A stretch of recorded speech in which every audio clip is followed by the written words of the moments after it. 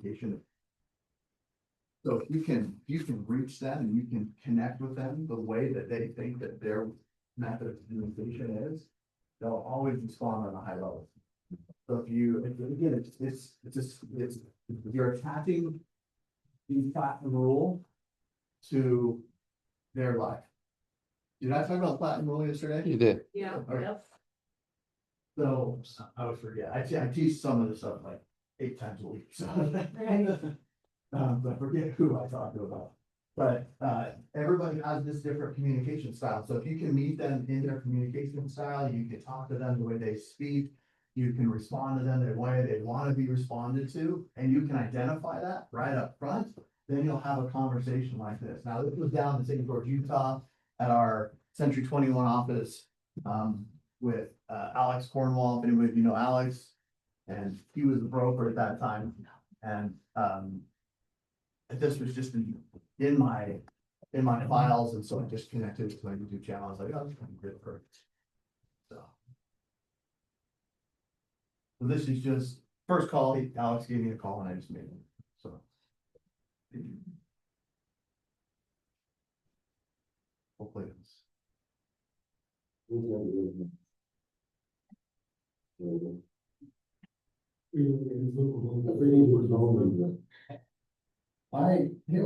I was told about you had a home for sale. No, we're on the market. Are you an agent? Yeah, I got a ton of agents calling me trying to list it. Oh my gosh. Yeah, it's exhausting. Well, fortunately, the purpose for my call is we just sold a couple other properties not far from you there. And so I was just calling to get some info about this one. Is that okay? That's fine. Okay, are you still selling it or? Okay, why did he agree to allowing me to ask him about info that quick? We just sold 2 properties down there. And actually, it wasn't it. That happened before that. Yeah. Oh, you matched them or? I mirrored and matched him and I laughed with him. Oh. So it's I was a connecting code. No. Because initially when he called, what was his personality? Right. Negative and harsh, Yeah. right? So I met him where he was at, and you remember what I said? I said, I'm sure you've had, that must be really frustrating. What I said. Laughed with them. And I laughed, I was like, oh man, that must be really frustrating. He's like, are you an agent? I'm like, yeah, I'm sure you've had just a ton of agents calling you trying to list the home. So I met him right where he was at immediately. I knew where he was at when he picked up the second he picked up the phone. So did you guys. And so it was just meeting him right where he's at. So I'm just gonna replay it real quick. And I just want you guys to watch and listen that interaction. Oh my gosh. Yeah. I'm so tired of it, right? Well, fortunately. Okay, so you're not selling it anymore. Are you an agent? Yeah, I got a ton of agents calling me trying to list it. I'm tired of it. Oh my gosh. Yeah, it's exhausting. Well, fortunately, the purpose for my call is we just sold a couple other properties not far from you there. And so I was just calling to get some info about this one. Is that okay? That's fine. Okay, are you still selling it or no? So the connection was at the laugh. Yeah. And then I said, I had connection with him, but what makes me different than everybody else that's been calling on the phone? He's exhausted, and this guy's getting literally probably 100+ calls every 2 to 3 days. Yeah. I just kind of, I stepped over on his side. And then I said, I set myself apart by saying, fortunately, purpose for my call is we just sold a couple other properties not far from you there. We meaning our company. And so fortunately, purpose for my call is we just sold a couple other properties not far from you there. I was just calling to get some info about this one. Is that okay? And then I'm asking permission. I'm the only MF that is asking him permission. Everybody else is just rattling off their script and trying to get him to respond to it. And he's exhausted by it. I'm the first guy who laughs with him. I'm the first guy that, oh, I'm sure you got a ton of agents trying to call you. It's gotta be so frustrating. And he's like, yeah, man, I'm just tired of it. Tired of it. I can tell. Frustrating. It is frustrating. Put yourself in the shoes. It's exhausting. Imagine just think about the 1 or 2 or 3 sales calls that you might get in one day, and that is exhausting. Just having somebody keep calling your number, even if you don't pick up the phone, it's still exhausting to see the sales calls coming in if you get on some list somewhere. And so he's getting hundreds a week probably, and he's really exhausted. And this is, I think this is 2020.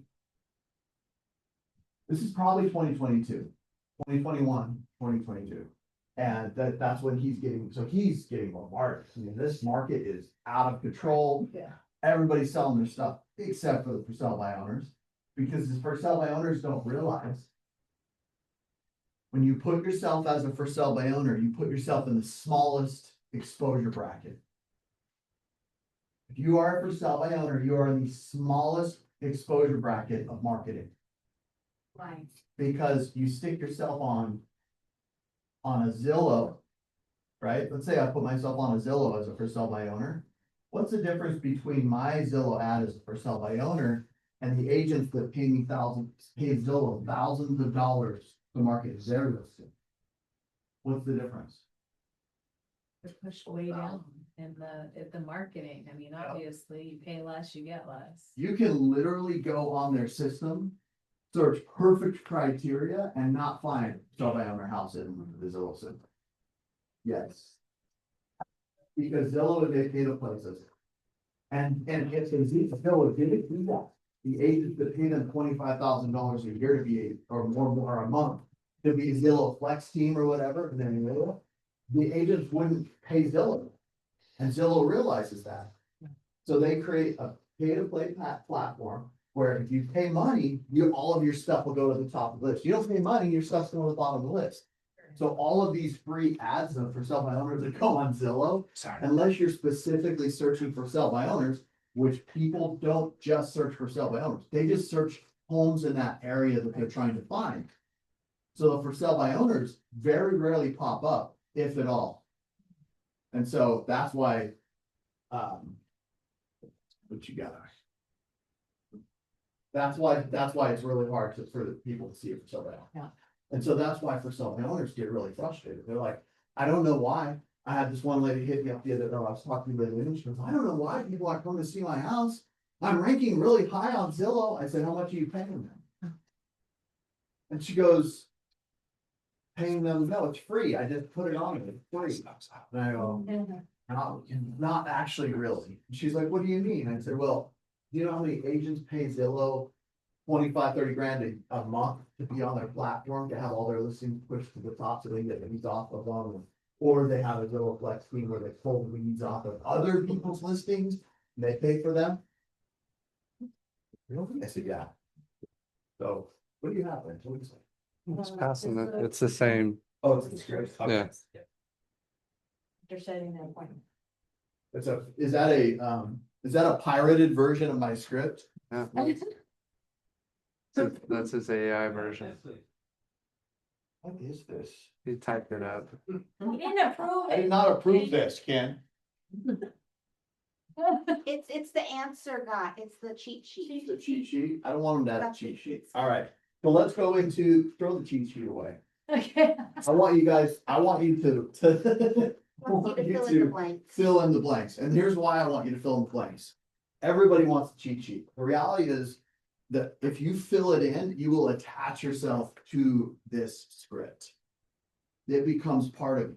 And the reason why you have Tom Ferry, Mike Ferry, and those guys that have these blanks, and I realize this, even though I disagree with some of their stuff, their scripts are, when you attach yourself to the script and you fill it in, instead of you get an answer, it will put down your script, it's your handwriting, it's your responses, it's your script. And so you can really internalize it on a super high level. And I taught him this before, and he probably just didn't hear me.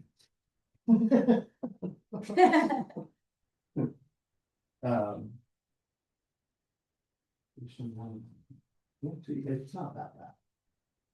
If I could tell you again, I might actually use some of this stuff.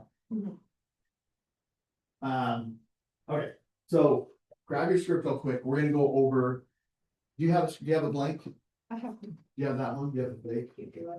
You got a fake? Let me give you the blank one. The Gazy. I was trying to help, bro.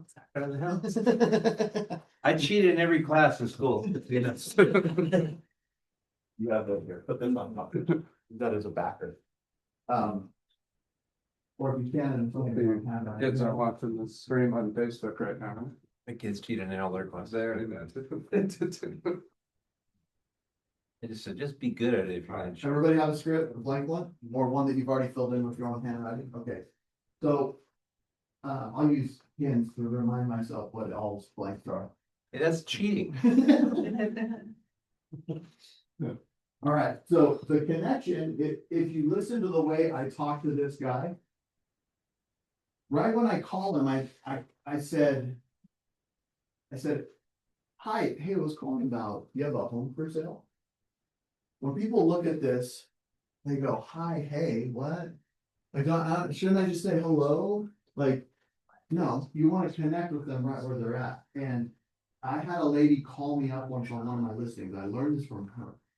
And I had the smoothest conversation with this lady calling me on one of my listings. This is like probably almost 2 decades ago. She calls me up, she goes, hi, what's calling about? You have a home for sale? And I'm like, yeah. I just felt this like disarming, calming presence from her as she's talking to me. And I felt like I already knew her. And I was like, what? I don't feel like I know this lady. Like, it was because of the way she just attached herself to me. She was very unassuming, very non-professional, right? Like, we had talked, 600 times before. Right. And I just was like, what did that? And I just replayed what she said. And it was the way she approached me immediately. Hi, hey, I was calling about. It wasn't, hello, my name's such and such from such and such. It was, hi, hey, I was calling about. You have a home for sale? From her perspective, she could have said, hi, my name's so-and-so, and I was looking at a home you have for sale on Zillow. And I was interested in it. Can I get some? No, it was like, hi, hey, it was very inquisitive, very delightful, very upbeat. And I was just like, man, that was such a good connection with this lady immediately. She did it all. And so I decided to stick it in the script. So that's how you call somebody. So everybody have a pen, just write in I/hey. The way you say it. Yes. Hey. You should see some of the people that speak different languages in the thing, and they're like, hey, gotta go to the English brain, like. Hey. But hey's not a word, right? Just hi. On top. Or watch my videos. Okay, let's talk about you have a home for sale. We're going to come out of it. Let's talk about you have a home for sale. And you're selling it for sale by owner, right? Okay. Selling it for sale by owner. Let me know if you guys are all done. Okay. I don't say, when they say yes, I don't say, oh, fantastic. Well, that's great. Right? Again, all these script systems will like have a high level of enthusiasm when you call people. No, don't do that. It's backwards. Do not have high level of enthusiasm when you call people. Be calm, collected, and respectful and professional, but don't have a high level of enthusiasm. It will ruin the call immediately. Why? Irritating. It's irritating. It's annoying. I'm calling their personal cell phone. They're not calling my business for my services. I'm calling them. If they were calling my business, they might expect something, right? They're calling in and out. How may we be of service to you? Right? That's what we expect. But when somebody's calling me on my personal cell, I don't expect to receive a high level explosion of energy in my ear. It's my cell. Right, this is for my phone is for my convenience, not the salesperson's convenience. And so I want to approach them in a way that's calm and collective so that I respect the fact that it's their cell phone that I'm intruding on at the moment. Okay. And you're selling for cell owner, right? Okay. My name's Alma with EXP. Okay. I'm just going to say my first name and the shortest version of my company name. Why would I do that? personal, not so official, so thrifty, not so. um, Imagine when I first started calling, hi, my name's Alma Merrill with Century 21 Everest Realty Group. I instantly like, get off the phone, and I don't wanna deal with you anymore. You say just EXP or Yeah, EXP, just really? EXP, yeah, I just do EXP. Okay, so a lot of And- people don't know. Yeah, you could say EXP Realty. Doesn't matter. Just the shortest version that gets to the point. And most people, I think, now know the name EXP, I think. But it clears it up later anyways in this script, where it identifies what you're doing on the local agent space, is what you're telling us, so. Because here's what I said, my name's Alma with EXP, 35 district has a ton of agents calling you trying to list your home. Now, the arrows indicate which direction your business goes. If you notice, the 35 ton of agents calling you trying to list your home, right? Now, yeah, I would. And I learned this really well from Mike Ferry, he would always teach that. Upswinging means down, right? And there's places in conversation and the connection codes of human beings for each one of those. Each one of those. You hear that? Each one of them. Look, each one of them. That's literally what you're doing. The voice fluctuation and broadcasters learn this we know broadcast. So that it connects to people's voices and it keeps their attention. If you're constantly just monotone, you know, like some, I don't know what's funny is some of the best broadcasters in history were these like really monotone, very, you know. This is Richard Freeman, ABC News, you know, and it's like, he was like, oh, you know, these guys are like iconic, but that was the way it was back then, it's not that way now. In order to have people's attention, you have to utilize vocals and upswinging and downswinging and attachment and release, and you just have to have all these different concepts of communication, okay? My name's Alma with EXP, I'm sure you've had just a ton of agents calling you trying to list your home, right? Well, fortunately, that's a good thing. Upswing is usually connected to be like something good.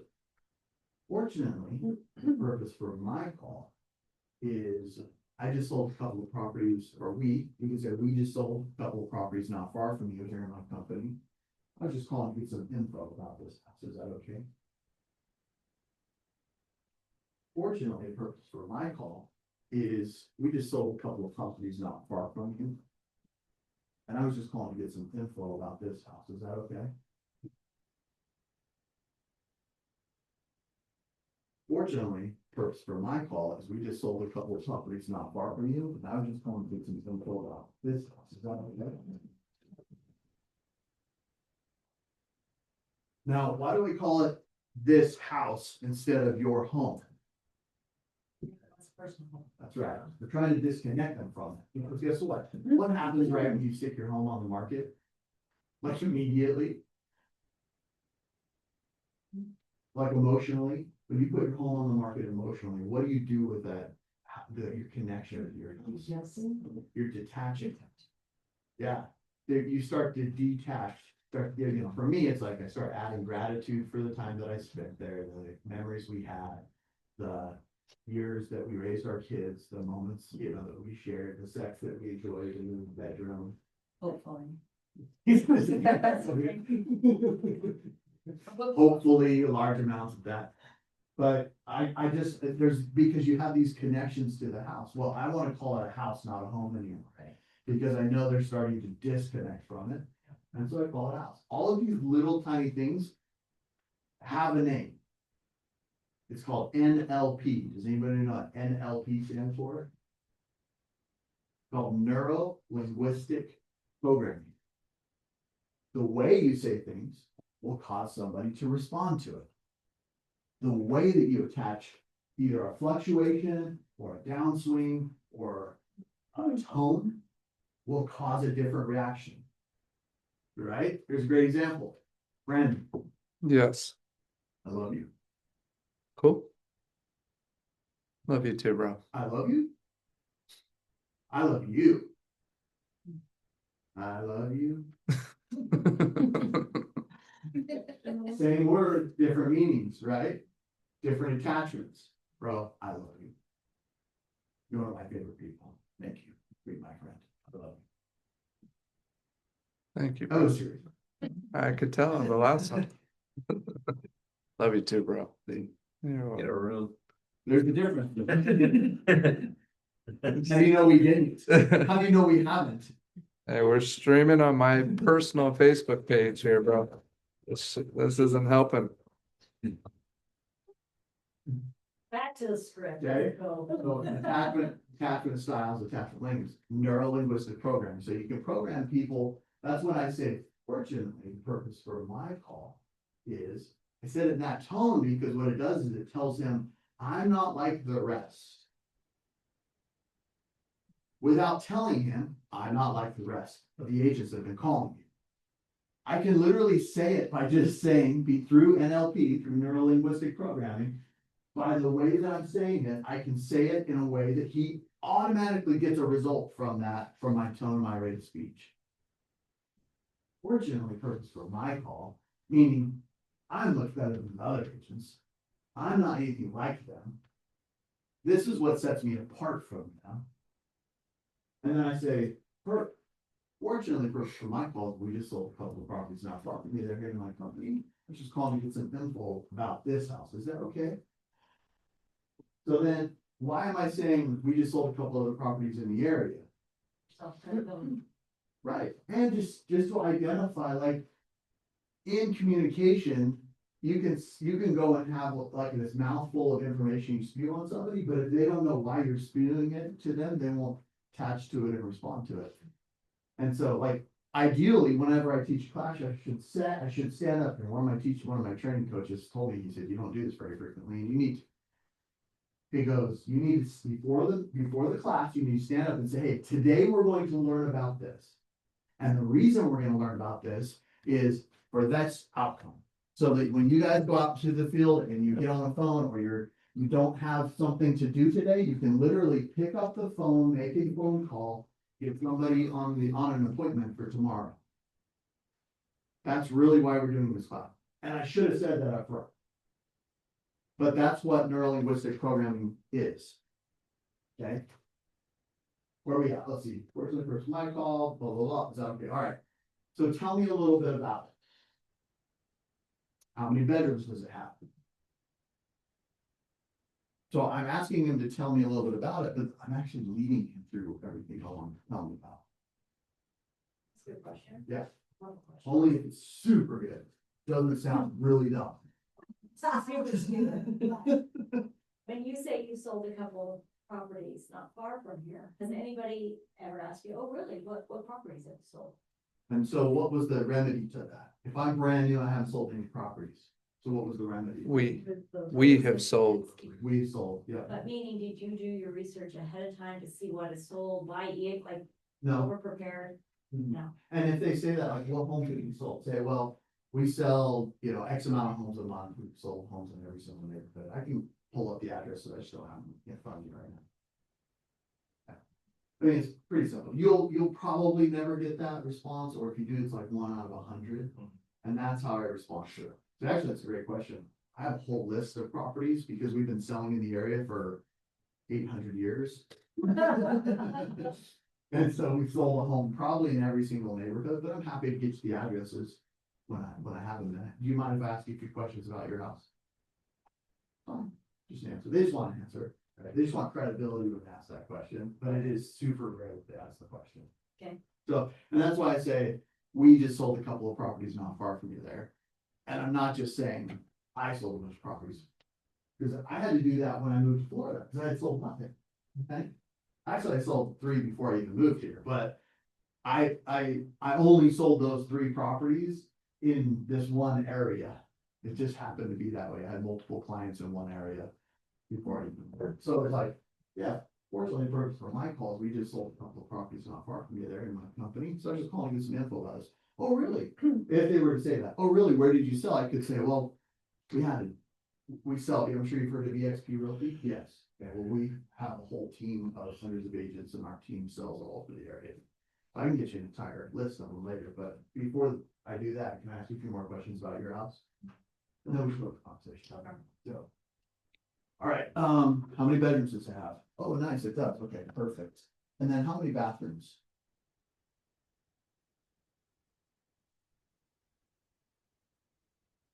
Oh, good, okay, and how many, what's the next question? Bedrooms, bathrooms, square foot, how many square feet?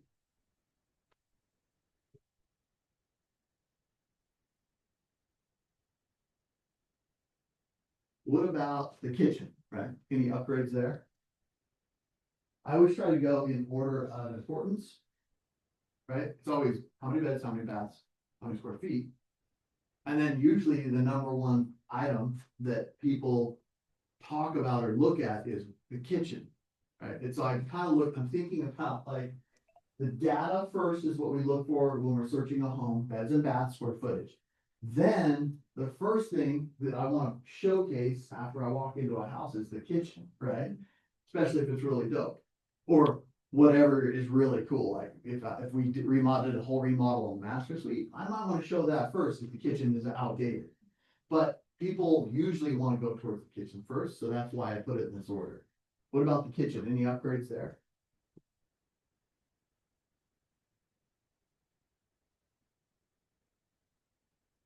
Okay, and then what about the yard? What does the yard look like condition wise?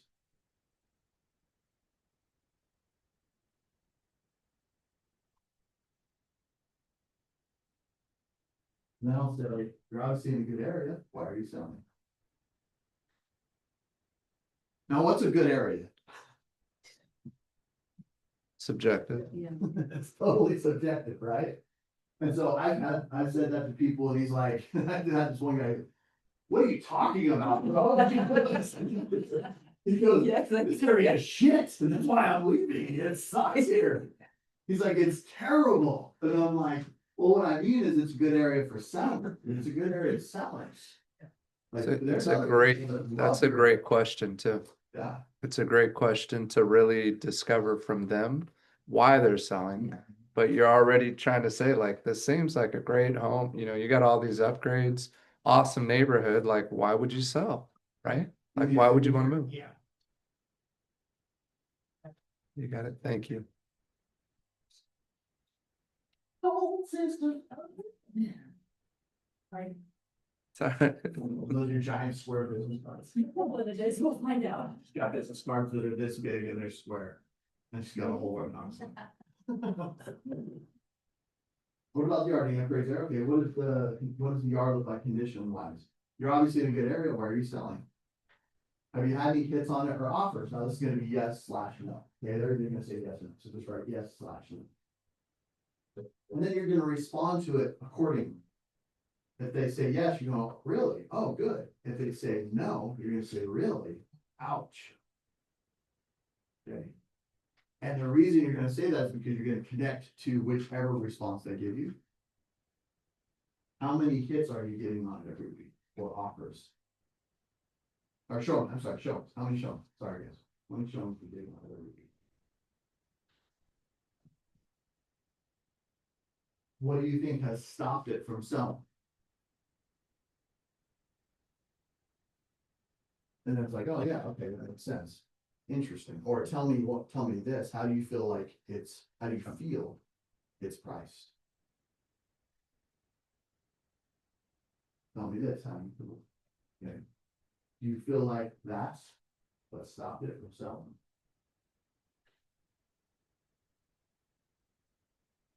And that's gonna be yes/no. Okay, and then you're gonna go, so, and there's 3 parts to this script, okay? And this should be identified basically in every script, but salespeople don't identify the points of connection within their scripts typically, so I'm gonna do that for you real quick. So just put a little bracket from here down to, all right, so tell me a little bit about it, like that. Okay. Okay, just put a little bracket on right there on your notes. And then from there, the next one down goes down to, do you feel like that's what stopped it from selling? Okay, so the next one's gonna be right there.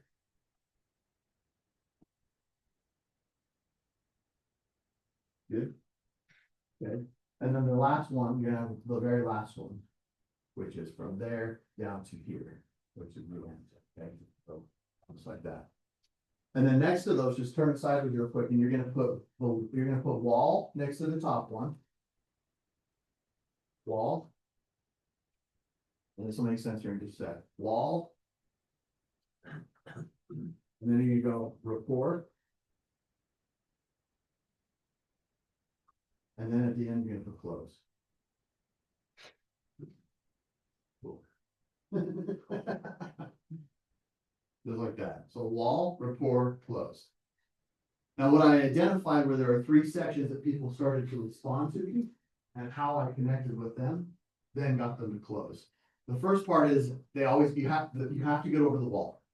Right when you call somebody in any sales script, it doesn't matter if you're selling real estate, cars, widgets online. It does not matter. If you're calling somebody to sell something, you always have a wall up immediately. Then you have to build what? Rapport. Rapport by asking what kind of questions? Great questions. Great questions, fantastic questions. Exceptional questions.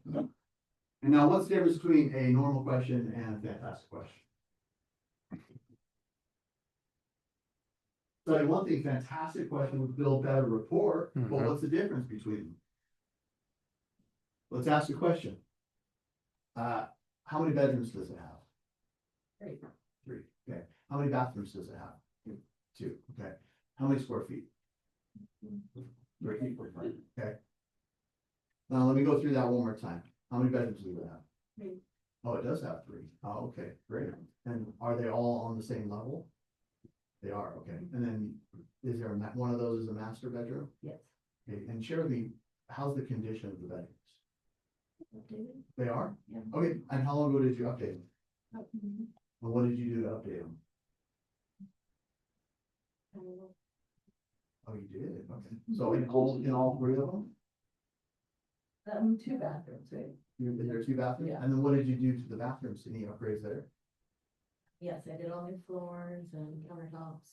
Yeah, okay, cool. And did you pick out the colors or did somebody else? I did. You did, nice, okay. And then who did all the work on it when you guys did the remodel? My brother-in-law, he does time work. Sweet. Did he do a great job or did he suck? No, he's really Good, okay. And I'll say that stuff to people because it connects to them, really. They'll laugh, you know, they'll giggle like you did, because we're humans. Right. It's a human response. And so I'll say stuff like that. And so was there a difference between the first set of questions and the second set of questions? Yep. Yes. The normal questions versus the fantastic questions? 100%. More engaging, more informative, more real. And you get a lot deeper, right? Like Yes. you get your base question, but you're digging deeper. You're peeling the layers instead of just taking the surface answer. That's right. Because I got the information, how many beds? 3. How many baths? 2. How many square feet? 13, whatever, right? Yeah. I got the response and the information. They responded to me. But if I don't ask a fantastic question, meaning I have an expansion Yeah. to that question and I don't follow up, I'm not gonna build what? Rapport. Yeah. I'm not gonna build rapport, connection, attachment. And here's the funny thing. Can I build rapport on pretty much anything when I'm talking to somebody on the phone? Mm-hmm. Cool, where did you move from? Oh, Texas. Oh, really? How did you like Texas? I loved it. It was right. I could just sit there with somebody I just called on the phone and build rapport and connection based on the fact that they grew up in Texas and they love Texas, even if they live in California. But do I want to spend time talking about Texas? No.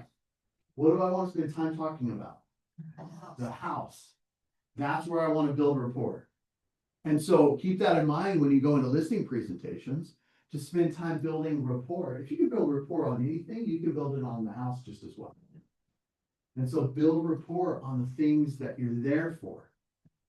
And then you'll have a high level of rapport and then a high level of respect as you as a professional. Mm-hmm.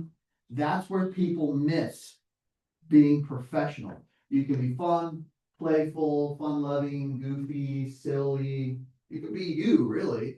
But if you're not attaching like a connection point of rapport through fantastic questions, then they will not respect you as a professional, no matter how nice or sweet or how much rapport you have on another topic. Mhm. I learned this when I went on a listing presentation in Riverton, Utah, and I'm or South Jordan, it's right there. Anyways, right, so I go into this house and I'm like, I had a fantastic rapport with this guy online. I asked him all the right questions. It was an easy conversation. I was like, dude, this is going down today. So I'm so confident. I get out of my car and I walk up. Some of you may have heard the story. And I walk up and I'm like, knock on the door. He's home, he's happy, he wants to listen with me. He's home, he's happy, he wants to listen with me. He's home, he's happy, he wants to listen with me. And I'm just like, boom, pumping myself up. I'm in my groove. I'm in my like machine mode. I already have amazing rapport. He opens the door. He's like, hey, Alma, come on in. I'm like, oh, see, he's home. He's happy. He wants to listen with me.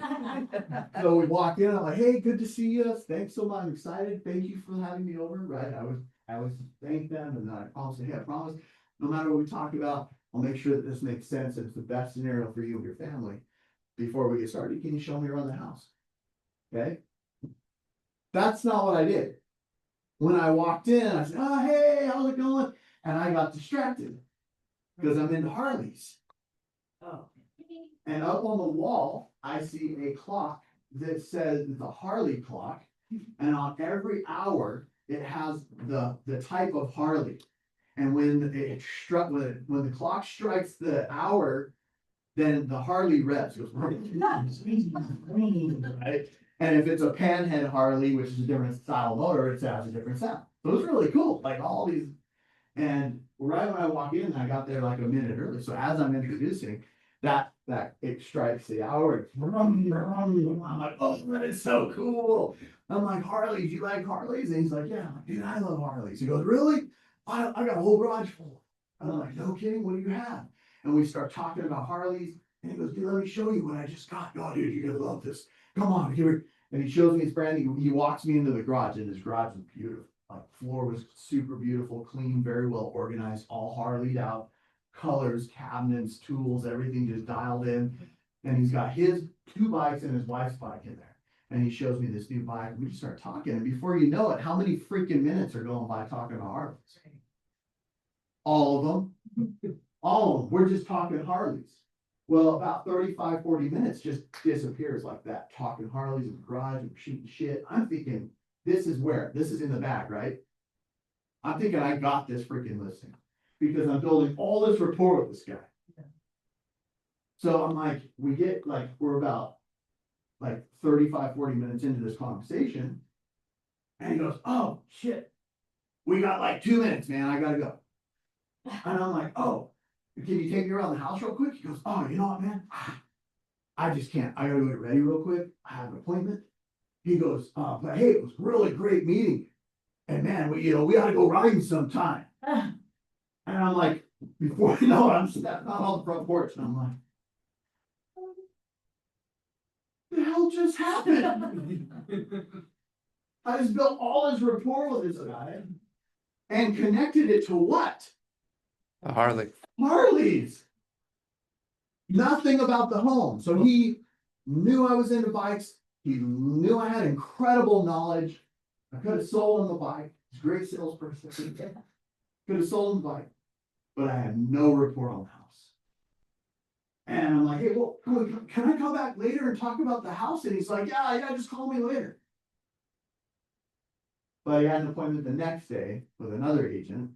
And that agent came, built rapport on the house, and listed the house. And so my lesson was, when I walk into a house now, if I see something that I connect to, I don't say a damn thing about it. I just listed a house out in Florida, and I walk into this house, and they have the exact Corvette that I had, boom, sitting in their garage. Think I said a thing about it? Oh, nice car, that's beautiful. Next. And then I did not tell them I had the same car. We walked away. As much as I was like, oh, I love that.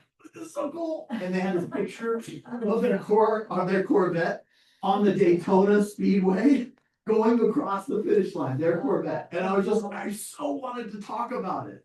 Right? Because I'm a huge car fanatic. And I did not. I withdrew. And we built phenomenal rapport on the house.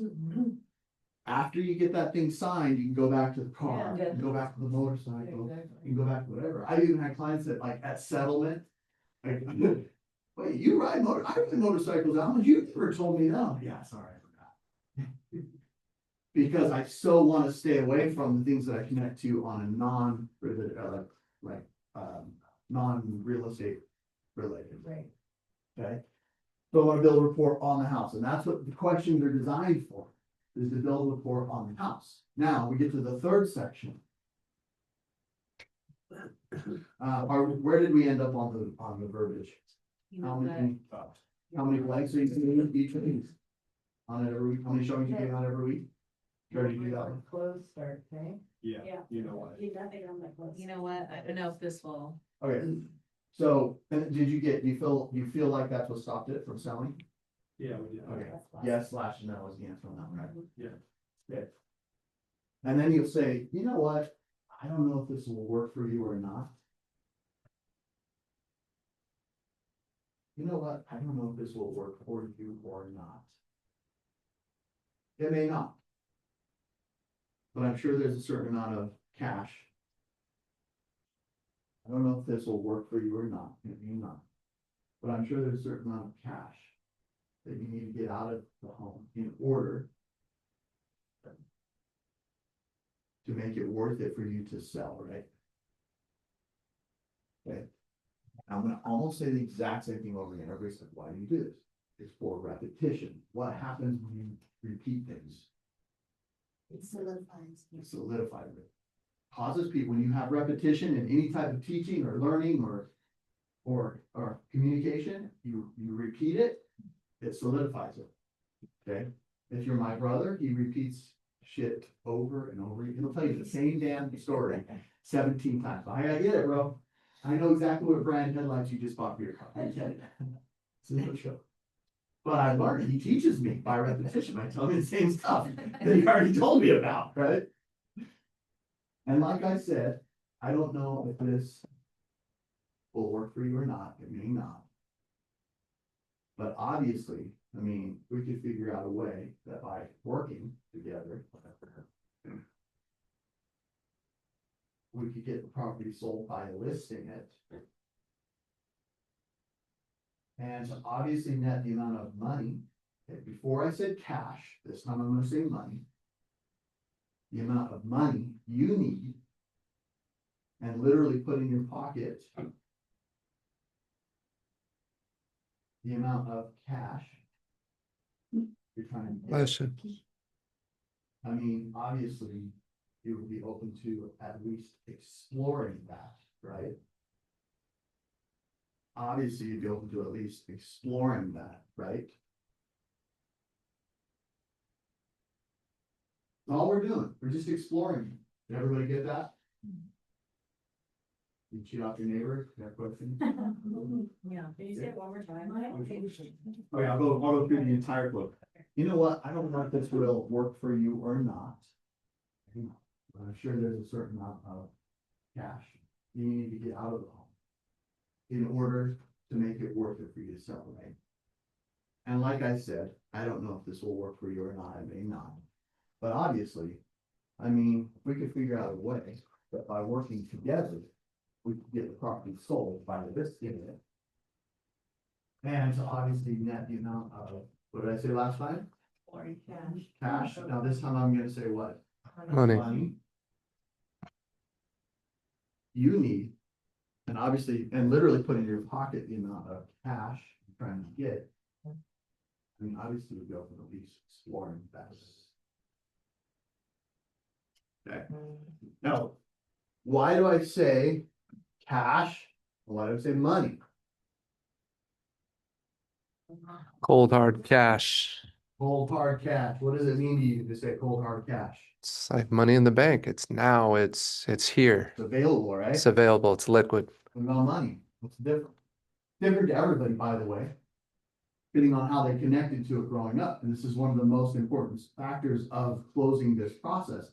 I'm saying some words that people aren't talking about. When they call and they do or when they call for sell by owner, most people will not talk about money. They won't talk about cash. They won't talk about commissions. They won't say the word listing. They won't say listing the home. They always say, oh, I'm gonna come over and just preview the home, or, you know, for my buyers. Is that okay? You heard that before? I'm gonna come over and just preview the home. Effing lie, man. I'm not coming over just to preview the home. I'm coming over to list the home. So before I close out the conversation, I want them to be very clear. If we can net you the amount of cash that you need to get, right? If we can put in your pocket the amount of money you're trying to get. The reason I say them in two different ways, now that you're thinking about it, can somebody give me an answer? Why? Or were they connected? That trigger. Yep. They might, you want to trigger them on both, because let's say they're getting a divorce. Okay, let's say they're happy about getting a divorce. They're taking cash. They're like $250,000 cash out of this property, you know, starting in life. It might be a good thing. But let's say they connect with paying their bills with the word money. I was using my perspective. That's my perspective. When I say money, it means bill paying stuff. When I say cash, and go buy a freaking RC car or a motorcycle or something stupid. So that's still connected with, so it's like, okay? Right? Have I not been in an RC shop? I've been to like 4 RC shops on this trip. He showed me his collection. He's got a pretty dope I got some collection. dope RC cars, but they're so dominant. But that's my connection to cash. If I have some expendable something, I'm gonna go play with it. That's what cash is to me. Some people, that's reversed. Money is fun and cash is for paying bills. That's the most infrequent perspective from society, because we're always like, cash money, baby, give me that paper, baby, right? That's what Brandon said. He said, paper. That's it, bro. It's like that, dude. Dollar bills. Jefferson's. Yeah. So. You got it out. It's good unless he's wrong. Yeah. So I'm gonna use both terms, and that's called what? NLP. What is it? NLP? Neuro-linguistic program. Neuro-linguistic program. Now, there are also other elements of NLP that you'll use going through the process of the closing with people when you meet too. You'll say things like, hey, when we get this home sold, where do you want to go to next? What did I just do with NLP? You can work with them already. And we're gonna do what? Sell it. I'm working with them, we're selling. You're together. I didn't have to say that, but it happened by not saying that. But it happened by the way I said it, right? That's why, like, when you're dating, if you're really good at dating, like, he used to be, he used to walk up to girls and he would say, hey, he would hold up back then it was just a Polaroid, right? And he would hold up and he'd be like, and he'd take out Polaroid and show it to a girl and go, hey, don't we put together? What did that do to that girl in her mind? When she saw a picture of her and Ken, who was sexy stud like he is now, what did that do? It connected her emotionally to it. Scared the hell out of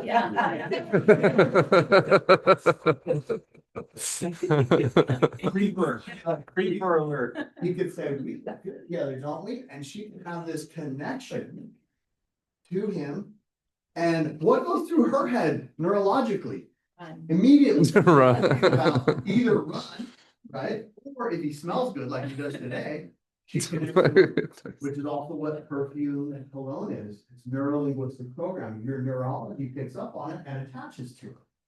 And whether if you like the scent, it attaches a certain meaning to it. Like either I want to bone him or you smell like my grandma. Maybe both. Maybe. Maybe. So,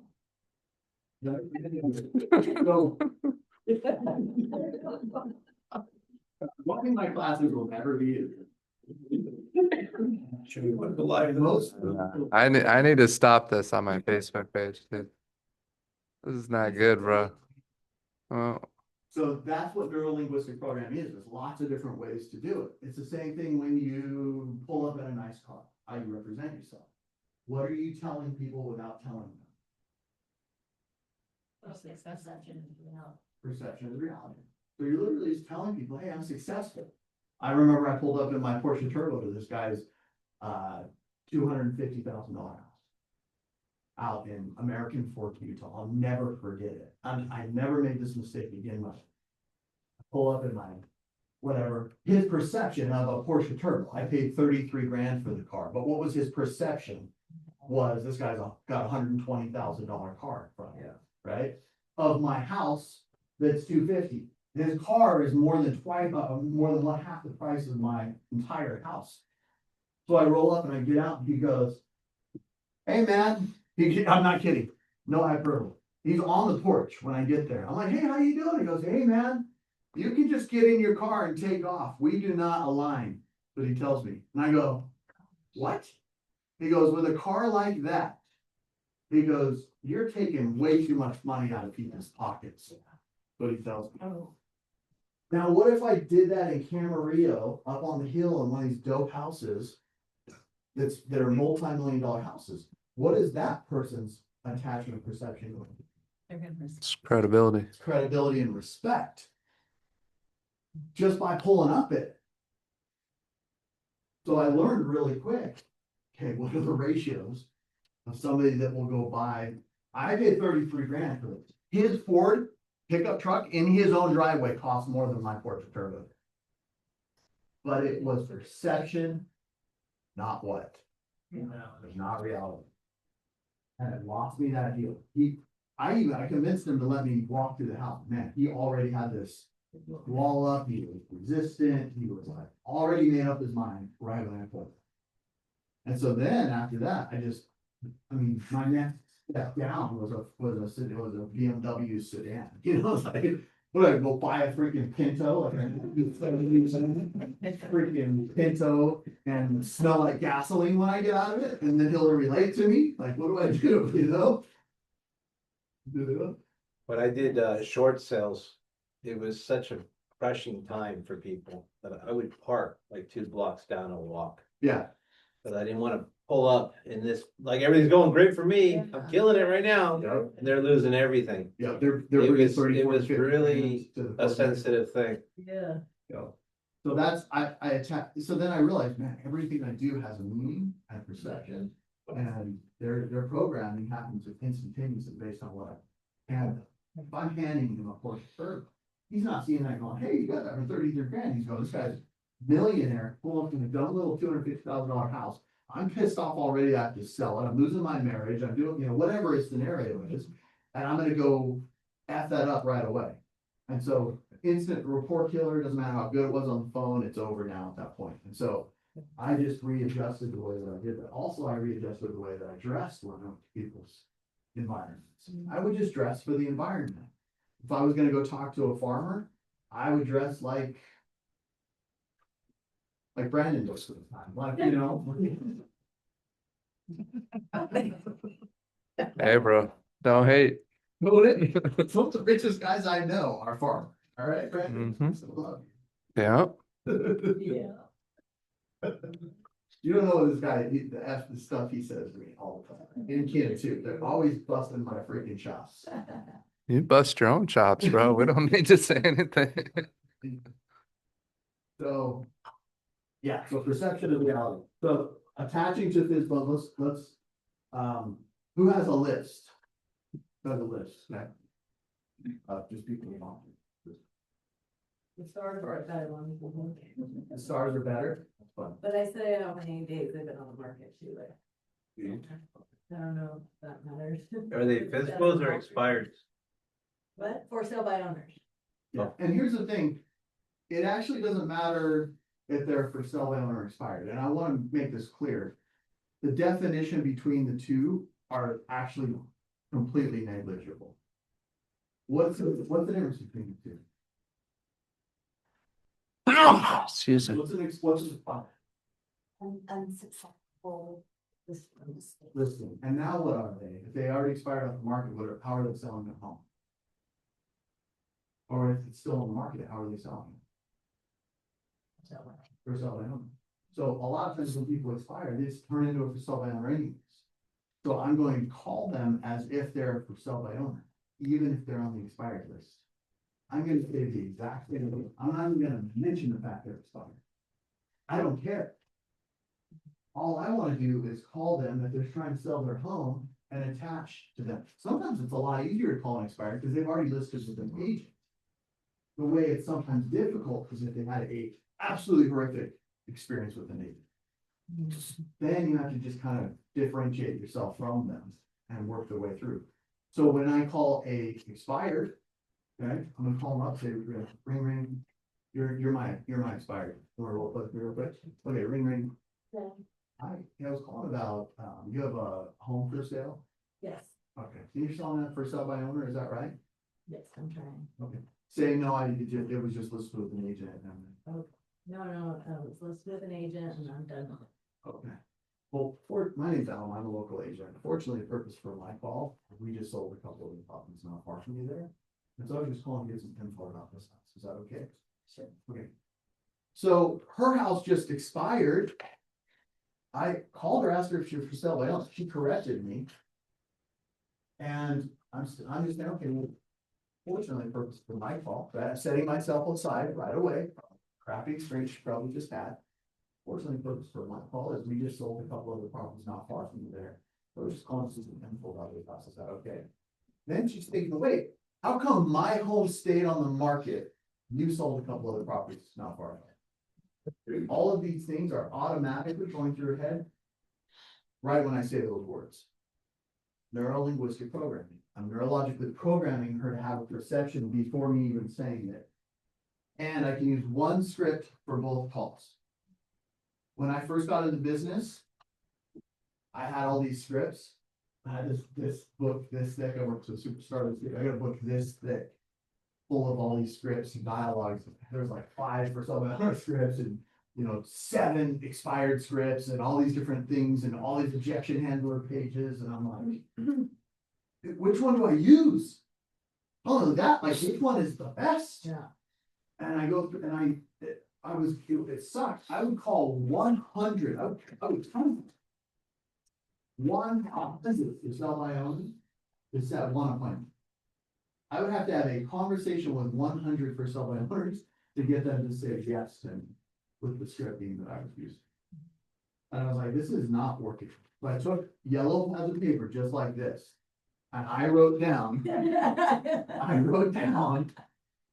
and I literally still have the pads of paper on my shelf.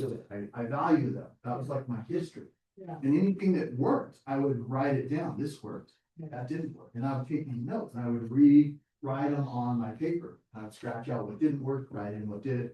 And I would take notes on how people responded. And that's how I came up with the script. This script also is forever changing. Because as we go through the years and our communication styles in society refine, you have to change your scripting, right? So the way that I talk to somebody in 1982 is different than the way I speak today. Right? What about the way that, like, if you think about, look at a presidential candidate back in the 70s or the 60s, the way they spoke, you get up on the stage. These are the days of the times of the people on the rockets in the air.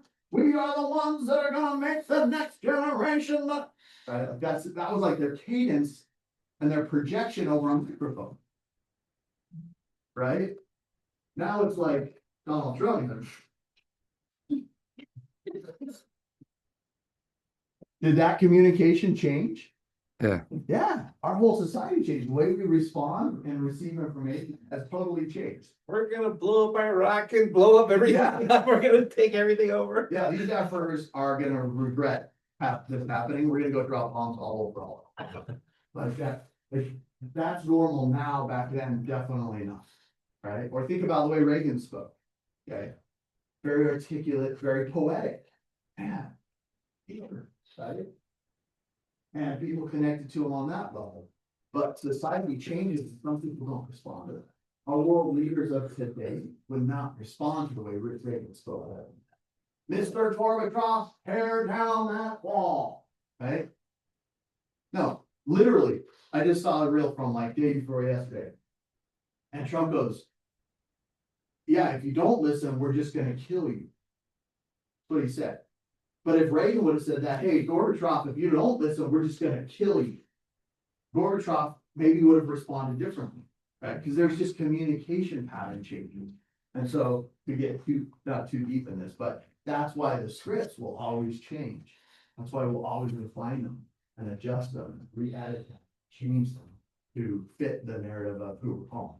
So let's call this person. Dial 615-727-4351.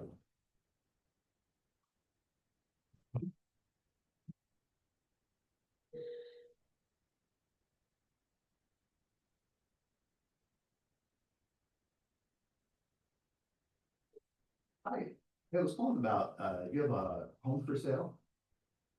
Yeah, absolutely. Okay, and you're selling that for sale by owner, right? Yes. My name's Alma, I'm with EXP, I'm sure you've had just a ton of agents calling you trying to list this thing, huh?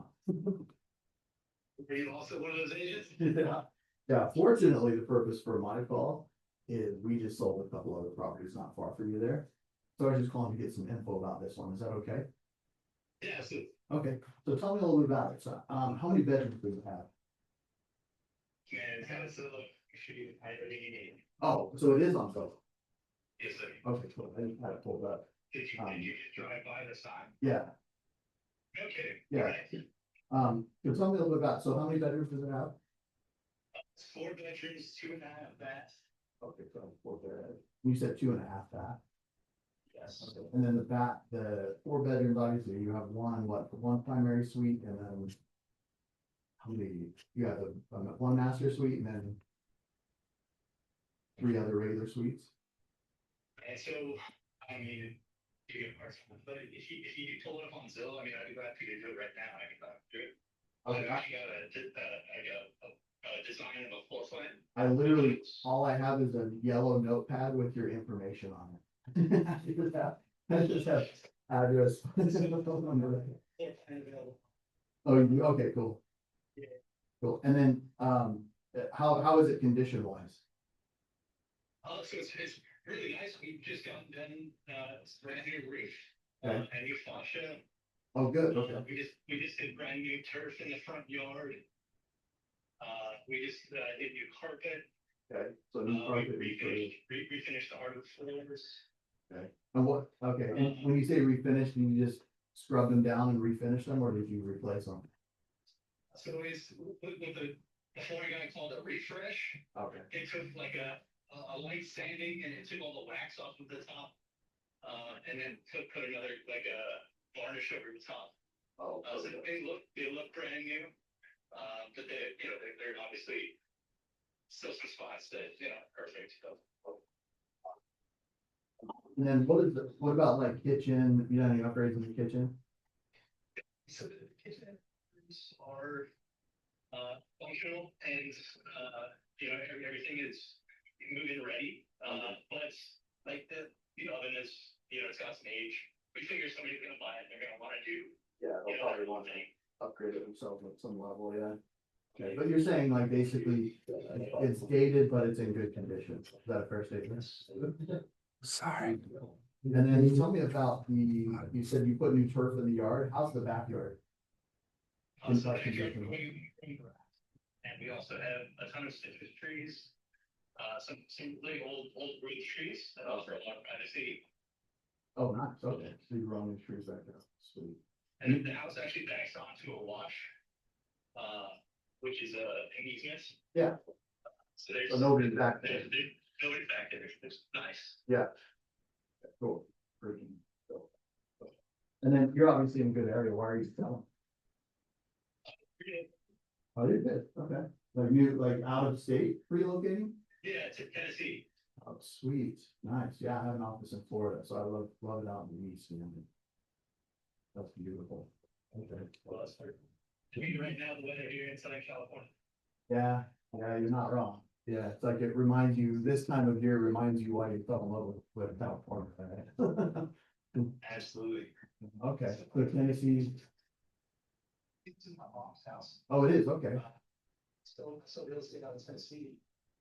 I'm representing my mom as the son of the owner. Okay, cool, good.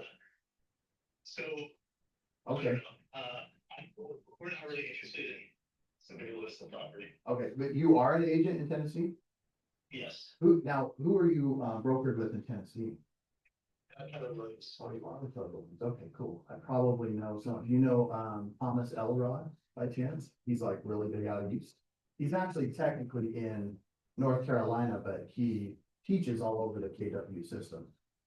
Interesting, I'm sure I've seen that name, sounds familiar. Yeah, he runs the #1 Keller Williams office the in the system, like #1 team for Keller Williams right now. So it's pretty dope. Okay, cool. Well, that's good. And then what do you think, like, have you guys had any hits on it or offers? Yes, we just put it on the market last week, had one good nibble. I figure it's gonna take a couple months to find the right person. Yeah. Hopefully not more than that, Yeah. but And then besides, you said you put it on Zillow, besides Zillow, where else do you feel like it's being marketed? Or is it? it's all on like social media and how they been, local groups and stuff. Okay. And then how many hits are showing you getting on every week?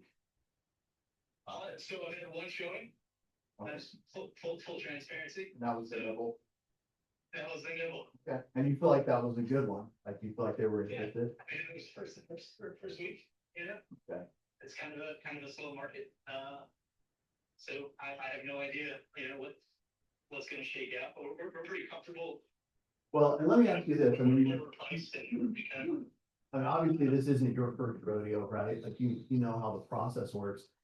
Like, and this may or may not make sense, but let me ask you this. Have you considered, or if we could figure out a way that by working together on it, we could get the property listed so it gets proper exposure? Because I know the difference between homes that I have on market versus off market is exponentially different in the way that people respond to it and the amount of exposure that it gets.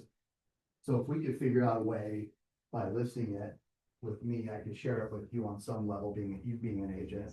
And we could net what you guys need to and get it sold using our platform. I mean, you'd be open at least exploring that, right? I would be open to explore you bringing a buyer and us paying you a full commission. Okay. And, obviously, I mean, I don't have to explain this to you, you know this, the best way to find a buyer is by fishing with the bait, and the bait being the listing. And, one thing that I've seen working with massive teams all over the nation is I know that the listing market is the way to get a property exposed. So if I do all the marketing, Yes. as far as like in-person showings, Yeah. what's your absolute bottom line for us to use your MLS? Well, my question would be, how much do you guys need to net and well, let me ask you this, how do you feel like it's priced? How do you feel like the home is priced? I mean, that's had nothing to do with the question I asked. What's your bottom line dollar? It does a little bit, because if we're pulling commissions out of it, if it even makes sense for us to work together at all on it, we have to identify how much money is coming out of the property. It's gonna have to be a flat number, so. If he'll do it for $1,000 or if he'll do it for $5,000. Well, you know how silly that sounds, right? Like you being an agent, that's kind of silly. And in this price point, you're not dealing with classified ad buyers, you're dealing with legitimate buyers who are trying to find a home, What's silly is we've been on the call for 8 minutes.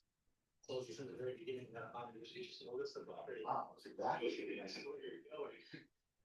Yeah, well, my intention is helping you on whatever level I can. All I know is that our office right here is one of the top offices we are #1 in Detroit. You represent most buyers. So. Well, yeah, we do. The most buyers and the most listings, yeah. And the way we find our buyers is through our listings. We get more buyer leads off of the listings we have out than our Zillow leads combined. Like for every. Another reason that I would like to keep it private. So let me ask you this, if we could net you, like, I know there's a certain amount of cash you guys need to net out of this property, right? If there's a flat rate number where I can cut you a fee and we work together and you put it on the MLS and I do the showings, then I think we'd be fine. So you But want, if that fee is, if that fee is close to, yeah, so my flat fee would be like, somewhere around 70,000. So I think through commissions, we could do a little bit better than that. Just kidding. Yeah, no, I get it, yeah. So what's your number? So, yeah, and I don't ever request a 1.5. I'm minimum 3% on every listing that I list. But here's the thing, that doesn't matter to you if, as long as you put in your pocket the amount of cash you're trying to get, right? As long as you guys have a minimum. No, what I'm saying is, if you have a specific amount of money that you need to net on it, like put in your pocket, right, the amount of cash you guys need to get. Here's the deal. So I'll if, give you another 60 seconds. okay, well, let me finish my sentence. Let me finish my sentence and you can, and then I'll take the full 60 seconds. So if we could figure out a way to net you guys the amount of cash you need and put in your pocket the amount of money you're trying to get by listing it correctly, marketing it where it needs to be marketed, so that actual buyers can see it in this price bracket, and you're not diddling around with FISBO ads on Zillow, and actually getting legitimate buyers walking through the property. And no matter what my commission is, as long as you net what you need to, does it really matter? Hold on. Yeah, I would. Yeah, more than you would ever imagine with our technology. I mean. Yeah, I would do a 30-day listing. Yeah, I just don't think that at 3%, we're gonna even be in the same ballpark. Well, let me ask you this, there would obviously be a scenario where you would want to pay 3% if you saw the value of the service, right? Yeah, if you sold it for $2,000. Right, so, or if we sold it, or if we netted you, right, if we netted you the minimum or the amount that you needed to get, right? Yeah, I don't know what's telling you. Like, Well, just respond to the question, so the question is, if you, I'm sure you have, Like, if you bring a buyer, I'd love to pay you a commission. okay, and if you were able to net the amount that you need to, like, I know you guys have a bottom line you need to net, right? Like, an amount you have to put in your pocket. If we could do that, you would be open to exploring that, and as a result of that, I'd be open to doing a 30-day listing and making it happen for you in 30 days. And here's the other cool thing, I would also give you, yeah, and I would also give you 100% satisfaction guarantee that if you didn't start to see the activity on it, you could fire my ass in 15 days. How about that? You're preaching to the wrong buyer, I'm sorry to say, like.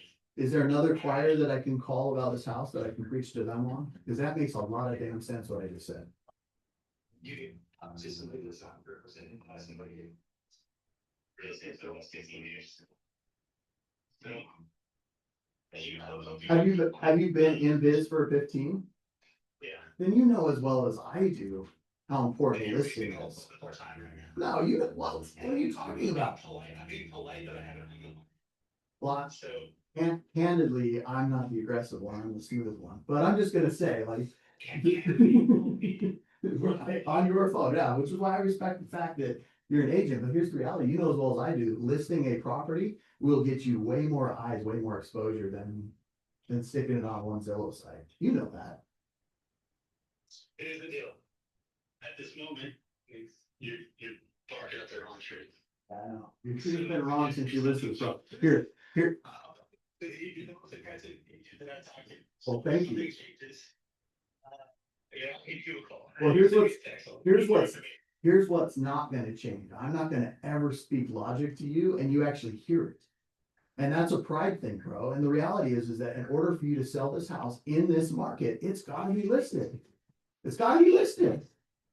I think this is more likely to listen to somebody that I know. And I trust, you know, as a business with. And most of them are probably in Tennessee, right? Like as far as the list goes, yeah. No. And everybody knows somebody that's in it, right? Yeah. I know the area well, like I said, if it does come to us listing it, I would genuinely give you a call back. Thank you. I appreciate But that. it's not gonna come to that. So let's do this. If you're open, are you here in town right now or are you in Tennessee right now? Yes, I'm in town. Are you open to meeting at the property and doing a walkthrough on Sure. it? Okay, well, let's do this. I have zero intention of listing ever. Dude, So. I would not expect you to list it ever and have any intention. You're a nice guy. Dude, I'm like super smooth over it. I mean, it's not gonna, you're never gonna convince. That's fair. And here's the thing, I will respect you on that. I would not expect to ever convince you unless you went, oh, wait a second. That makes a lot of sense. You make a good point, Alma. In 3 or 6 months, you know. Yeah, or 3 hours after we meet. 3 hours. Yeah, okay, that's fine. Well, and what's your, Tomorrow. what's that? Say it again. We could get paid wrong tomorrow. Yeah, let's not do that, okay? What's your first name? My first name is Garrett, Garrett. Garrett. G-A-R-E-T-T. Okay, my name's Alma, and this is your cell number, this is the best number to get you at. Yes. Okay, cool. Let's do this, let's meet tomorrow. What time works best for you? Is there any chance you're available on Sunday? I'm gonna be out there anyway. Yeah, well, my partner Brandon is, he's way cooler than I am, but yeah, he can sign up. So look at 3 on Sunday. If that works, that would be great. Okay. If not, we'll send an issue out there. Okay, it'll either be Brandon or one of my other partners, but yeah, I'll pop in there, we'll just pop in, quick walk around the house. Share with you some of the info that we do to market, and if it makes sense, cool, awesome, let's do it, and let's get you a fat commission on this thing, your license, we can just kick you a fat referral fee. That's fair, no, I get it, that's fair. Have you ever heard of the Soul Sisters here locally? No. Okay. So I'll have, they're my partners, so I'll just have them go over and meet you on Sunday and chat with you. They're way hotter than I am, so. I'm still gonna say go find another flat fee. We're not even in the same ballpark. I know what you're saying. Unless you saw a tremendous amount of value and it made sense for you to do it, right? I see that value, like right now. Well, yeah, you certainly don't see it right now because we haven't even talked about it. But I promise you that no matter what we talk about, it'll at least bring some value to the process, whether or not we decide to work together. It's not this, it started pissing me off. Fair statement. So I think they'll take over. I I think so. Yeah, Listen, no, they won't. Yeah, they won't. but I'm gonna kick somebody out, but I don't wanna do that. I need to respect what I'm trying to do. I'll give you one up. You As can, a professional, you should do that. you can kick them out and punch them in the stomach, all right? I'm down with that. Come on. No worries. Okay, cool. Well, that's fine. Then I'll just tell them no sales pitch. Just do a quick walk. I don't even know what we're doing. We're exploring the possibilities. Same pictures. No, just exploring the possibility of us working together. That's all.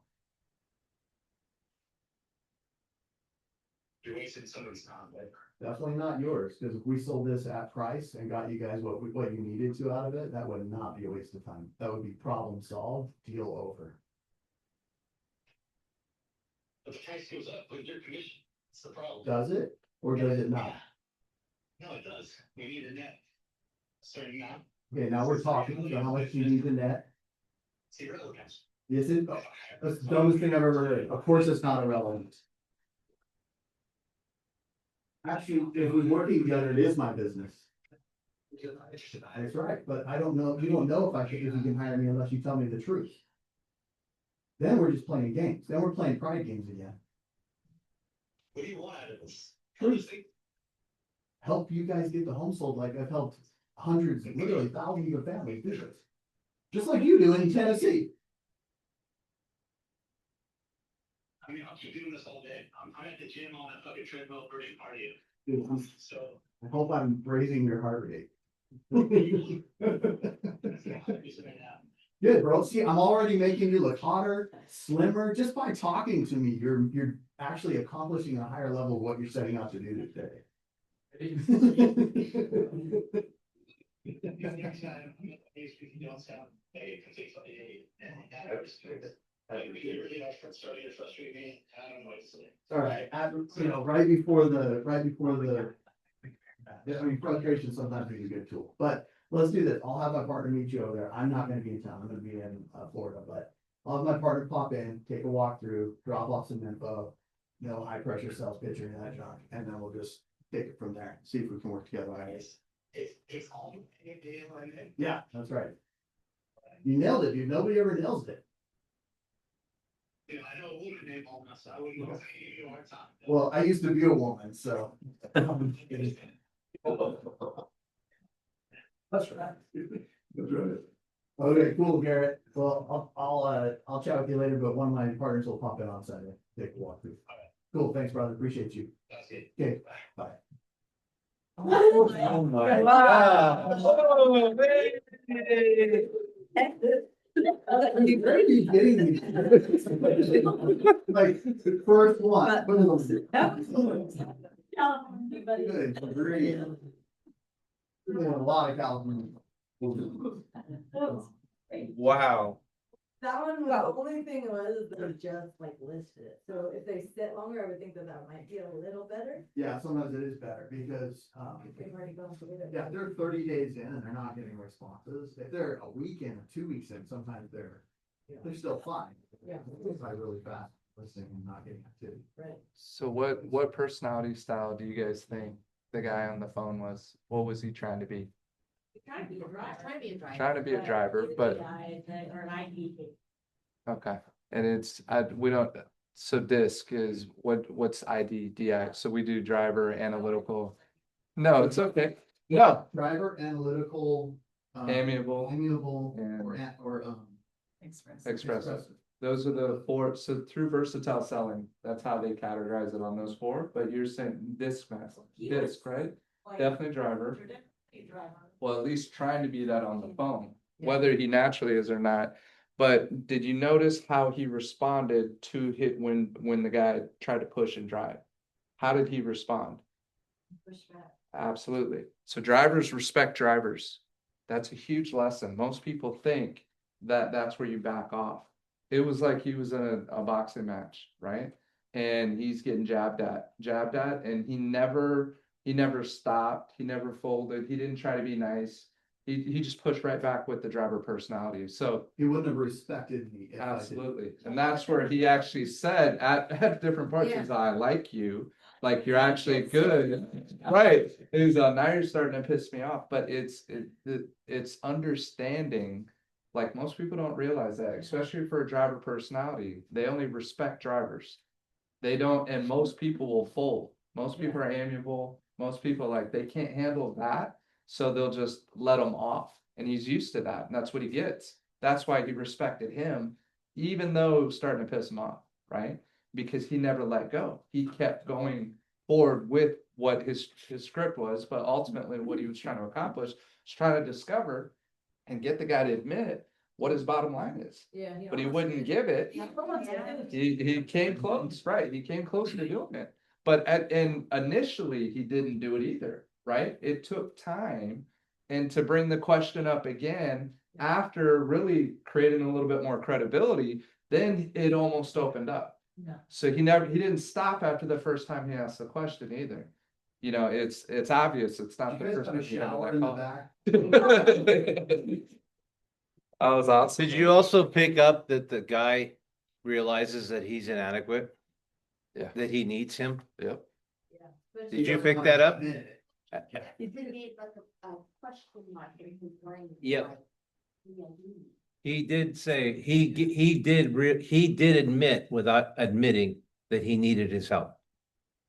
I think the biggest difficulty that most of us have, that I know myself, I wouldn't have been able to do it. That's the hardest call you'll ever get right there. Yeah. All the rest of them are way easier than that. I just want you to know that. Well, Like, that- that was a very fortunate call. Like, yeah.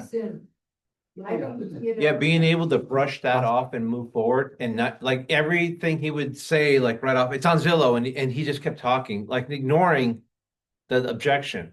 And he kept just powering through. That's very hard to do. But Yeah. what happens when I gain that guy's trust and we start working together? He's like one of my best clients ever from then on out. Right. Yeah. And he's gonna respect me, like me. He's gonna send me referrals from Tennessee to move here or to move, to Florida, wherever, right?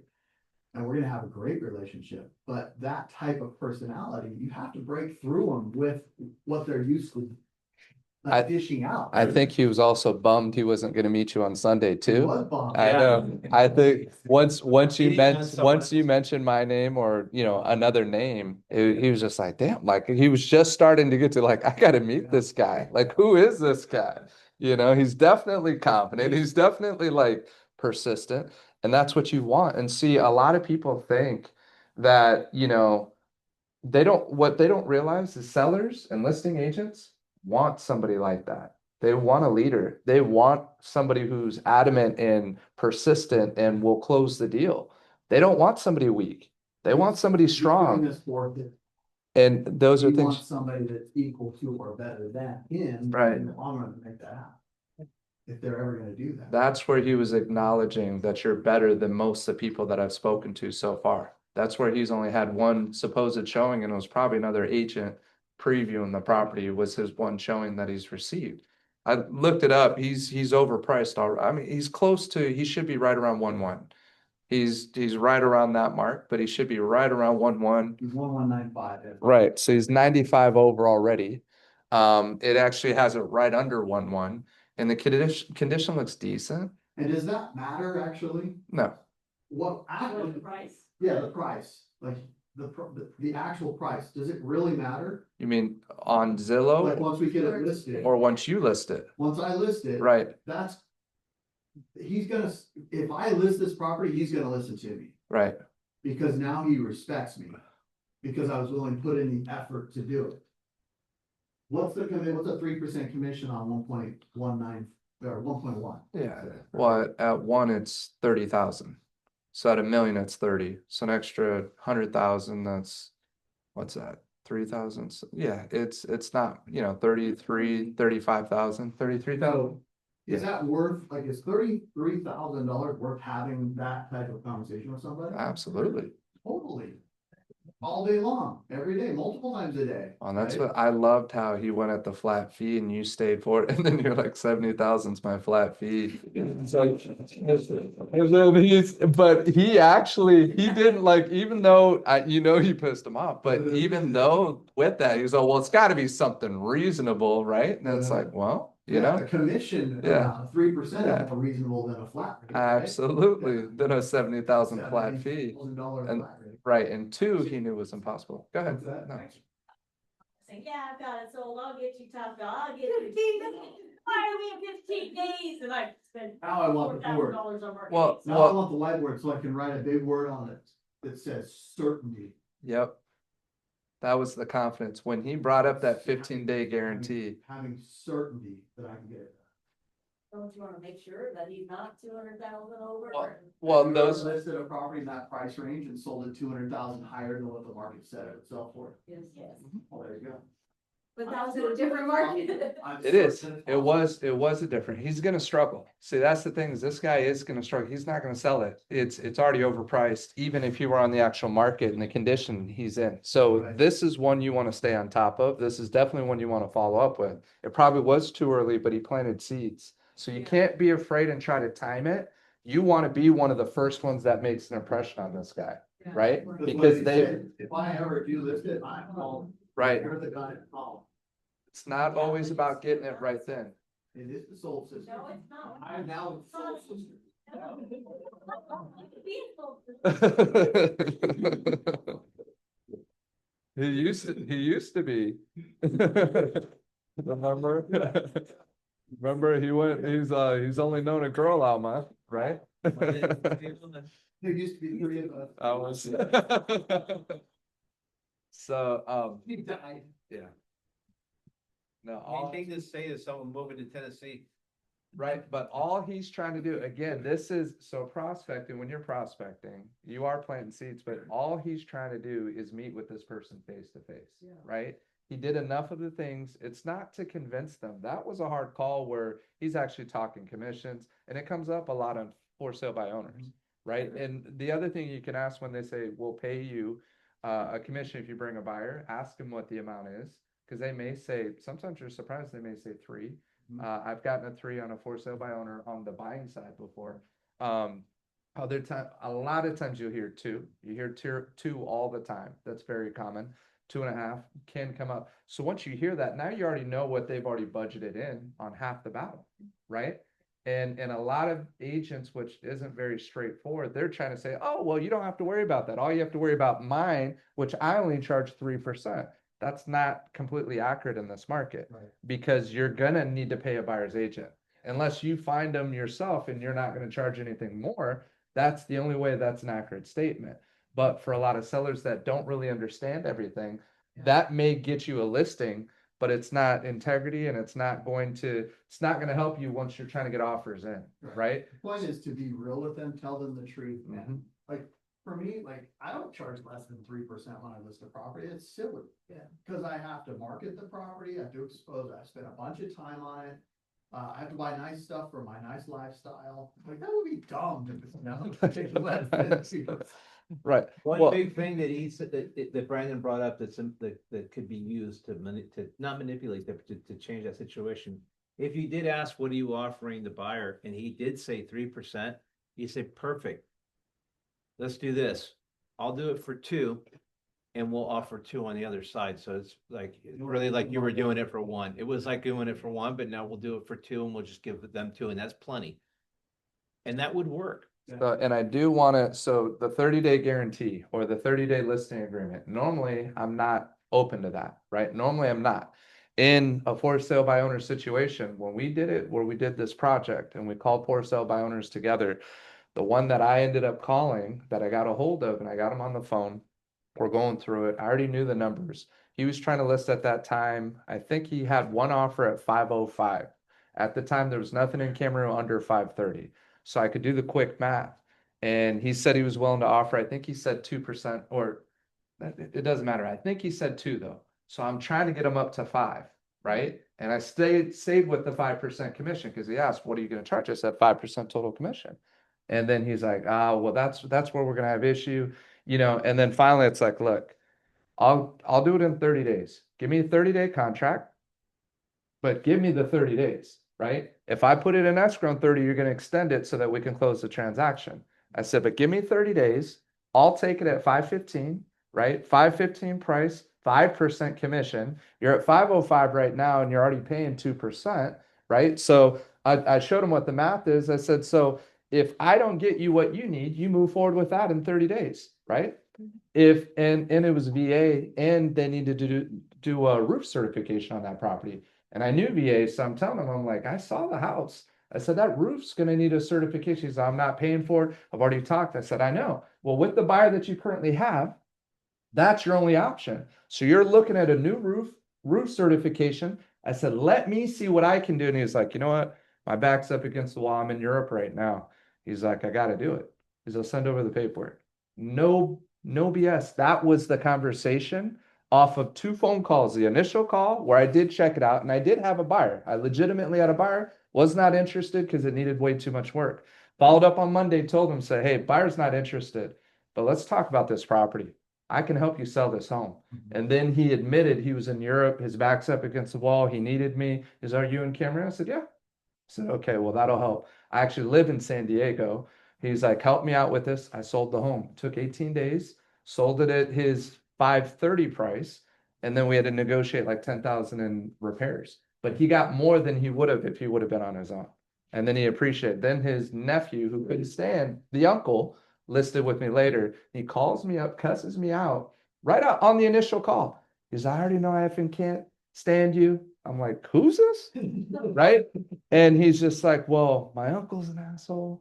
And I'm sure you're an asshole too. And da da da da da. And I'm just like, what are we talking about here? Like legitimate. I'm just like, what is this phone call about? And he's just like, well, if you could sell his house, then I know you can sell mine. And he listed Lakeside Village with me. And he tried to list it with somebody else, and I sold it again quick. All off of that phone call and taking it, and I took it for 30 days. So I'm not saying to do this all the time. I did, but and he was resistant to paying 5% commission. But once he did the math and I did it and I had it like on a whiteboard all written out, I'm like, look, man, you'll actually make more. All I have to do is sell it at 515 and you can offer it on the open market and we can fully expose this property. I said, I guarantee, I said, there's no other home in Camarillo right now under 530. I said, I'll get you 530. It's gonna happen. I promise you, I'll do it in 30 days. Give me 30 days. He's like, all right, you're right. Send it over, sign the paperwork instantly. Like it was the crazy. Once I saw it, it was just insane. It's like, what kind of business are we missing here? And again, it's not always convincing them on the phone, but he gives you a structure that you can go through and figure out, and it is very natural. And yeah, you're gonna hit some road bumps until you get it down. People that freaking licensed agents in another state talking, thinking they know what the freak they're talking about. Right. And he does know what he's talking about, he's just unwilling to face it. Because what happened in this scenario is he probably went to mom and said, oh, I can do this for you. Yep. And I'll just do it, that's all by owner. I'll So you don't have to pay commission to an agent. I'll save you $30,000. And I'll make it happen for you. So that's why he was fighting so hard against me. Right. I'll do a flat fee. I'm like, I get it, bro. You wanna save face. Cause you came in as a 15, or he launched out his years in the business, right? Yeah. 15 years in the business as an agent. Well, and you can figure out I his, tell you how to do it here, Mom. you can figure out his net off of his price right now and then subtract 2.5%. Yeah. That's his net, because he said we had to increase the price. Right. If that's the case, and if you can say, yeah, we can do that, That You might know, have been a cop out too. it could have been. Mom may have been in this house for 35 years It's probably paid off. and it's paid off. Yeah. So, yeah, that's true too. Right? Right, but that's what he's trying to save her is $30,000. He's trying to save her, but if it doesn't sell, how much does that actually cost them? And those are the questions you start getting into. It's like, okay, you're saying 6 months from now. Well, in 6 months, what does it cost for you to carry this property? And what are you missing out on? And where's she trying to get to? Have You you ever know, gone to a property where on the phone you thought, man, this property's way overpriced, then you would get there, you're convinced otherwise? Mm. One of the properties where, when I saw it online, it looked like crap, you know, the photography was crappy. Horrible. Or there was old photography or whatever, or just weird, you know, and you walk in, you're like, oh my gosh, no, this is amazing, this house is beautiful, it's totally gonna go for what you're asking. And so, I don't know until I get there, we have a conversation, he actually tells me the truth about what they need to net, that's personal information, what? No, it's not, what are you talking about, dude? That's, if we're working together, you need to tell me that stuff. That's literally what I said to him, like, that's a silly, dumb thing to It was great, man. That made it. That made it. I don't. It was pretty direct. Calling him silly was a little bit much. No, I liked it. I really did. You didn't tingle with funny places when I was on the conversation? That's what we got this. Right, Yeah, Ken's never said anything that's ever pissed anybody. But Oh, that's all I do. That's all I do. he's I'm the very most careful. rough around the edges there is. But that, I couldn't even do that. And I'm pretty Yeah. strong willed. I couldn't have done that. No, you would have started cussing him out once he started cussing you out. No, I probably wouldn't have kept powering through. I'll be honest. Yeah, And candidly, it's just acknowledging people need that. right. They need somebody to power through for them, especially if they're strong-willed. They need somebody that's strong because they're testing you. He was testing me, that's all he was doing, Mm-hmm. just checking on me to see how I was and if I could hang. Because all the other hundreds of agents who's called in the last 2 weeks did not hang. But I kept them on the phone, we had a conversation, you're lucky I didn't hang up on you, I'm like, Why don't you follow up with them again and meet them before you leave? Maybe on the way out. yeah. What's At the end, I so. think he was open to it. I Okay, think so especially He was trying to push you to Sunday to make it easier for him, but Right. he at the end, he said, I I bet think I can work, I can meet you or something like because the that. place it looks pretty vacant on the photos of it. He's Yeah. not a treadmill. He doesn't even live here. What's he got going on? That's you say that to him. Say, what do you got going on? It's fine. Let me stop this on. SFR, what's that? Little family resident. They said he grew up here. But there was another one that What is that? doesn't. It's not. Oh, Gio. Gotta learn all your acronyms. Yeah. This one was on the market for 153 days, no one too forward. This one Well, they was didn't roll it. done. How do we live together? Now, we forget, yeah, Okay, Polaroid. that would actually probably work better today too, instead of, digital. That was great. Take off. Yeah. Yeah. Oh, Nice see you lady. later. All right. Bye, Leslie. That guy looks so much like Mike Ferry sitting over there. Cause I'm not thinking about like you are, like how he's testing you basically, and he's like sizing you up, and like that was the farthest thing from. Did I get offended by his answer? Nah. Yeah, and you just gave it right back to him too, and it's like, slapped him in the face with it. Most people can't hang with that kind of stuff. Right. They just, okay, I'm not, You know what? confrontation, a lot of people don't like it, or But- they don't know how to combat it. Confrontation is not a negative thing. The way that you confront things Yes. can be positive or negative. That was direct confrontation, completely positive. It was silly, we were bantering, he even tried to insult me a little bit on certain levels, and I just laughed it off and hit him back with it, you know? And so it's just a matter of, cause my entire intent is to connect with him. Yeah. On some levels where he actually respects me back, Yeah. and he did. Should've hung up on you, yeah, but you won't. You won't. Said that like hang up on 3 me times. Because you like me, Yeah. and we have a great rapport. And you're helping him burn calories. He's like, I'm on the treadmill. I got all I think day. he was I scared could do to hang this up all on you. day. He was scared to hang up. So how do you coach people that are like Leslie, who's more like an amiable? How do you coach her through a call like that? If you wanna do it, right? I wanna do it sometimes. Sometimes I don't want to do it. I'll go to the next call. Because I'm just trying to get appointments when I'm getting on the phone to list homes. My intention is to list homes. My intention isn't to get into a banter match with somebody. I was just proving a point there. You can create rapport with anybody and see a conversation all the way through, no matter how difficult it is. Mhm. But that one, we built great rapport. That guy loves me, man. I can go over to his house right now. We'll go have freaking lunch together. There's no doubt in my mind. Or he's gonna punch you in the face. You know? Yeah. But that's the legit outcome of that call. The guy's like, he's calling his buddy right now. This asshole is just calling me. I can't stand this guy. I cannot stand this guy. He wouldn't give up. What was his name? It's like Alma. He's looking you up. Yeah, that guy. I'm forward with a Utah number and the Soul Sisters. What kind of operation are they running? Yeah. Give me a hug. I may not see you before. Follow up like you do meet up with this guy. Yeah, You're all- we will. Let's, Leslie, before you leave, gotta let's take a let's picture. all snap a picture together. Like Yeah. pins Alma, selfie you photo. got to take a picture with that guy having a beer. Right here. Can you do that? What? Can you have a picture with that guy drinking a beer? And we'll put it on the thumbnail? No. That'd be awesome. Some of my best clients started out with conversation. So, How do we do this? all right, everybody get in here. Farmer, you're in here. Farmer, Get in here, no. get in here. Get in the Yeah. Just fit inside the frame, make sure you can see your ugly mug. All right. Smile, throw up your gang signs. West side, bro. West Coast. Thank you. That's good stuff, huh? Thank you for that. That was hilarious. That other guy was actually a paid actor. We actually called him ahead of time and Yeah.